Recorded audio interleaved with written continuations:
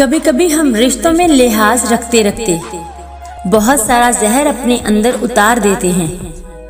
ऐसे में हम खुद को मारकर अगले को जिंदा रखते हैं, लेकिन हमारी कदर फिर भी नहीं होती। जितनी जिम्मेदारी से लोग उल्टी जूती को सीधा करते हैं, जितनी जिम्मेदारी से लोग उल्टी जूती को सीधा करते हैं, अगर खुद भी सीधे हो जाएं, तो दुनिया जन्नत बन जाए। इख्तलाफात नजरियात से होने चाहिए, शख्सियात से नहीं, और उनकी वजाहत दलील से करें, तजलील से नहीं। दो लोगों के दरमियान रिश्ते को सबसे ज्यादा मजबूत उनकी बातें नहीं, बल्कि वो खामोशी करती है जो गुस्से की हालत में दोनों इख्तियार करते हैं।